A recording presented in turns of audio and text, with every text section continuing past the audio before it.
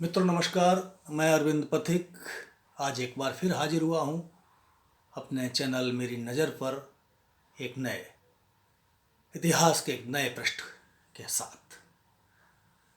आप में से जिसने भी अभी तक मेरा चैनल सब्सक्राइब नहीं किया है उनसे मेरा आग्रह है कि भी मेरा चैनल सब्सक्राइब कर लें, जिससे मेरे नोटिफिकेशंस आपको निरंतर मिलते रहें।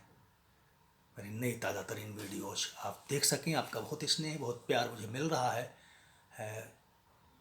आपका प्यार मेरे साथ बना रहेगा ऐसी मुझे उम्मीद है। तो मित्रों, आज मैं चर्चा कर रहा हूँ कि किस तरीके से कंधार, जिसे उस दौर में मकरान कहते थे, अरब के आक्रमणकारियों के हाथ में पड़ गया। आप जानते हैं कि अरब पर सबसे पहले विजय मोहम्मद बिन कासिम ने प्राप्त की, लेकिन क्या आप यह भी जानते हैं कि उससे पहले कम से कम 7 आक्रमण अरब पर हो चुके थे। आइए मैं आपको सिलसिलेवार ढंग से अफगानिस्तान और फिर सिंध पर इन अरब आक्रमणकारियों के हमलों और फिर उस पर कब्जे की कहानी बताता हूँ।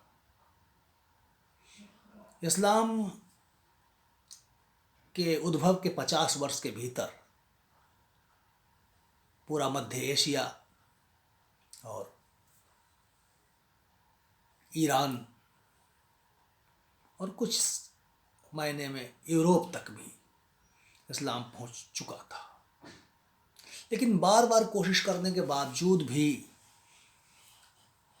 भारतवर्ष पर अगर इस्लाम अपना असर नहीं डाल पा रहा था, तो उसकी एक बहुत बड़ी वजह थी कि सिंध पर उन दिनों पहले रायवंश का शासन था, जिसमें सहीदत राय और शाहजी राय जैसे बड़े पराक्रमी राजा हुए थे, और उसके बाद फिर जो है ब्राह्मण वंश का शासन हुआ, जिसमें चच और राजा दाहिर और दाहिर सेन जैसे पराक्रमी राजा हुए। तो आपको ये जानना आपके लिए ज़रूरी है कि आखिर भारत पर अरबों के हमले व्यवस्थित रूप से कब शुरू हुए। और जब मैं भारत की बात करता हूँ तो उसमें आपका अफ़गानिस्तान शामिल था, और सिंध की जब मैं बात करता हूँ तो उस तत्कालीन सिंध के अंतर्गत संपूर्ण अफ़गानिस्तान, ईरान का कुछ हिस्सा और आज जिसे उज़्बेकिस्तान कहते हैं उसका कुछ हिस्सा, तुर्कमेनिस्तान तक का कुछ हिस्सा शामिल होता था। और अरबों का पहला हमला हुआ थाड़े पर।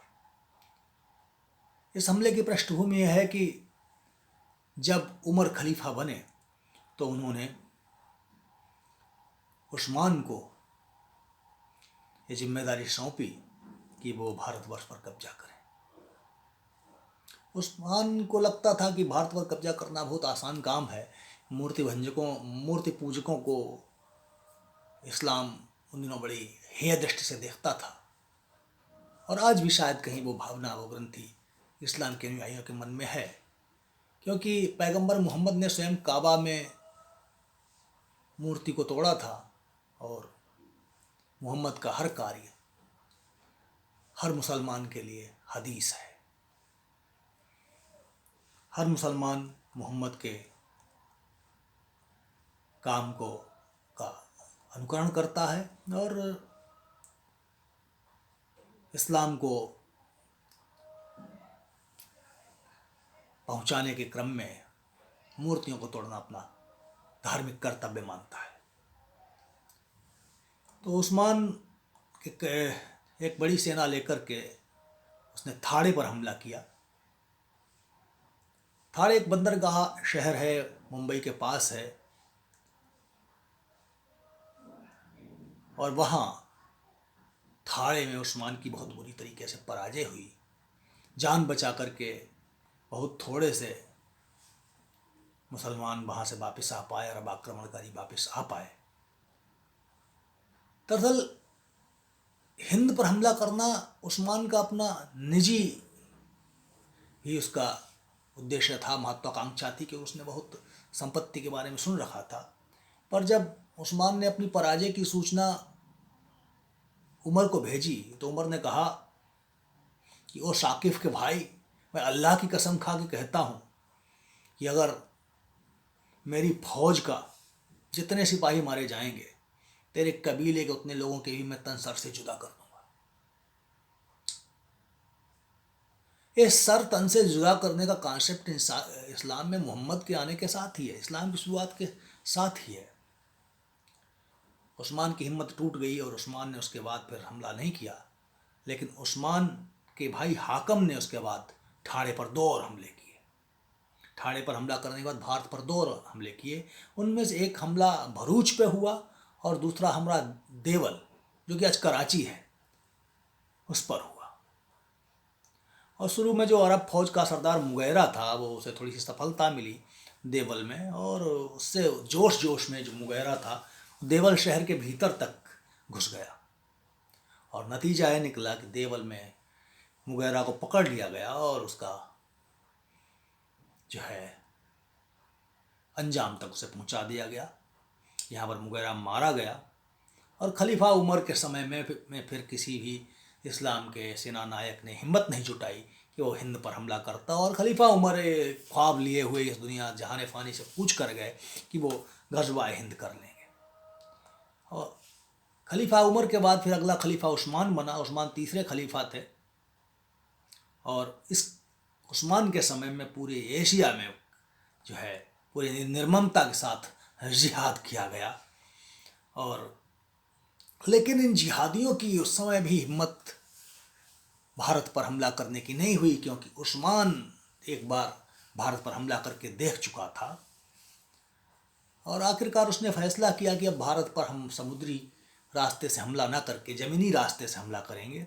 और उसमें भारतीय जो सबसे करीब का प्रदेश था वो था मकरान, जिसे उस समय कंधार कहते थे। तो मकरान पर हमला करने के लिए बड़ी तैयारी की उस्मान ने। उसने बहुत सारे जासूस भेजे जो खैबर के दर्रे से आते हुए उन्होंने बहुत तथ्य जुटाए। और एक जासूस थे, इन्हें भी जो है बहुत अब्दुल्ला और हाकम दोनों की जो दुर्दशा हुई थी उसके बारे में परिचित थे। उन्हें लगा कि अगर हम जा कर के कहेंगे उस्मान से कि बहुत अच्छा रास्ता है, वो सुगम रास्ता, तो हो सकता है कि उस हमलावर फौज के साथ उन्हें भी भेज दिया जाए। तो उन्होंने वो बड़ी अजीब सी रिपोर्ट, एक सूचना भेजी कि रावी इस इलाके का पानी बहुत खारा है, फल बहुत कम हैं, जो हैं भी वो स्वादहीन हैं, और रास्ते में बड़े खूंखार जाट और मेढ़ और लुहान जाति के लोग रहते हैं, कबीले में रहते हैं, जिन्हें कि डकैत समझ लीजिए। वो एक 4 खजूर के लिए भी किसी की जान ले सकते हैं।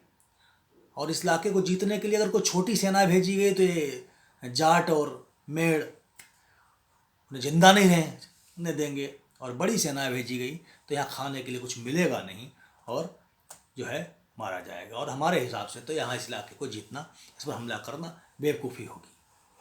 तो उस्मान को जब एक खबर मिली तो उस्मान ने एक जो है आदेश जारी कर दिया कि हिंद पर कोई भी हमला न किया जाए, कि बेकार में इस्लाम के जो है अनुयायियों को अपनी जान इस बेकार सी जगह को जीतने के लिए न गंवानी पड़े।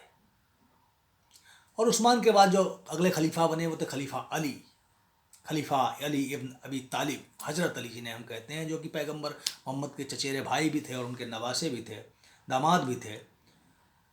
तो 659 ईस्वी में अली जो थे खलीफा बने। अली ने अपना एक सिपह सालार था जिसका नाम था हरास इब्न मरल अल आब्दी, जिसे हरासू भी कहते हैं, उसे भी बड़ा शौक़ था हिंद को फतह करने का। और हरास ने बार बार खलीफा से कहा कि मुझे हिंद पर हमला करने की अनुमति दी जाए।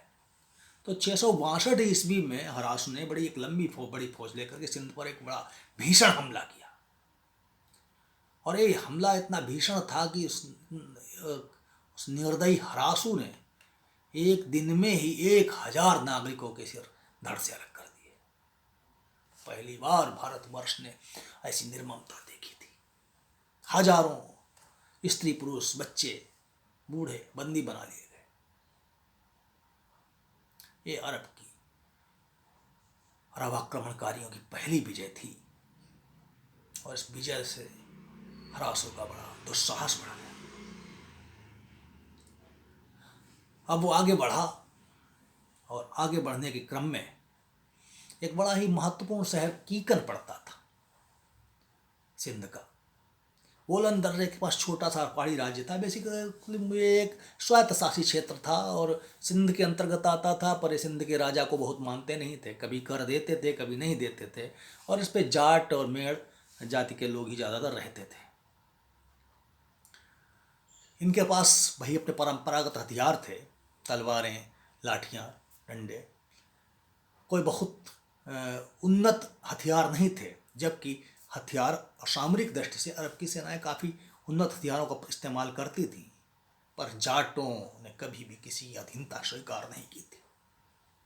और फिर एक ऐसी लड़ाई लड़ी गई जो मामूली हथियार और अपरिमित शौर्य से लवरेज जाटों और क्रूर जिहादी अरबों के बीच हुई। और इस लड़ाई को इतिहास के पन्नों में स्वर्णिम अक्षरों में अंकित होना चाहिए था, पर क्यों इसे वो स्थान नहीं मिला जिसकी हकदार थी, एक शोध का विषय है। जाटों की छोटी सी फौज और अरबों की हजारों लाखों की सेना, पर इस बड़ी जिहादी क्रूर फौज को पहाड़ियों में छिपे हुए जाटों ने मसल के रख दिया। अरब सेना का एक सरदार था अब्दुल बिन सावरिया, वो 4000 की घुड़सवार सेना का सरदार था। उसे कीकण की जाट फौज ने ऐसी मार लगाई कि अब्दुल बिन सावरिया का पता भी नहीं चला कि वो कहाँ चला गया। जाटों ने बोलन के दर्रे के सारे छोटे छोटे दर्रे जो थे वहाँ के आसपास के सभी बंद कर दिए। अरब फौज फंस करके रह गई, ना वो आगे जा सकती थी ना पीछे जा सकती थी, और बहुत थोड़े से जिहादी वापस जा पाए। और सबसे बड़ी बात है, हरासू जो डींगे मारता हुआ आया था कि हिंद को तो मैं चुटकियों में फतेह कर लूँगा, वो हरासू भी वहीं उस कीकन की लड़ाई में मारा गया। और कीकन की लड़ाई के बाद खलीफा ने कसम खाई कि मैं अपने किसी भी सेना नायक को हिंद पर हमला करने के लिए नहीं भेजूंगा। मित्रों, कीकन की ये युद्ध भारतीय शौर्य का, पराक्रम का वो युद्ध था जिसने एक लंबे समय तक अरब के जिहादियों के मन में खौफ बनाए रखा। और उसके बाद जितने भी प्रस्ताव आए उन्हें खलीफा जो है मना करता गया, नकारता गया। लेकिन खलीफा ने कहीं ना कहीं मन में ठान लिया था कि कैसे भी हो हिंद पर कब्जा करना है। पर इससे पहले कि हजरत अली हिंद पर कब्जे के ख्वाब को पूरा कर पाते, वो भी जो है जन्नत नशी हो गए। और इस तरीके से पहले खलीफा अबू बकर के समय से लेकर के चौथे खलीफा अली तक भारतवर्ष में कोई उल्लेखनीय जीत भारतवर्ष की धरती को पर जो है अरब के इन जिहादी आक्रमणकारियों को नहीं मिली। मित्रों, इस तरीके की तमाम जीतों को, अभी मैं मकरान की जीत का वर्णन करना चाहता था, लेकिन मुझे लगा था कि इसमें कीकन की जीत के बारे में बताए बिना ये जो है मकरान की पराजय से पहले कीकन की विजय को बताना बहुत जरूरी था। मकरान की पराजय के बारे में अपने अगले किसी वीडियो में चर्चा करूंगा। लेकिन अगर आप ये सारी जानकारियां प्राप्त करना चाहते हैं तो कुछ प्रतीक्षा करिए, जल्दी ही मेरा उपन्यास असभ्यता का आक्रमण आपके समक्ष हाजिर होगा, जहां आप विस्तृत और प्रामाणिक ढंग से इन तमाम इतिहास के प्रश्नों को जान सकेंगे।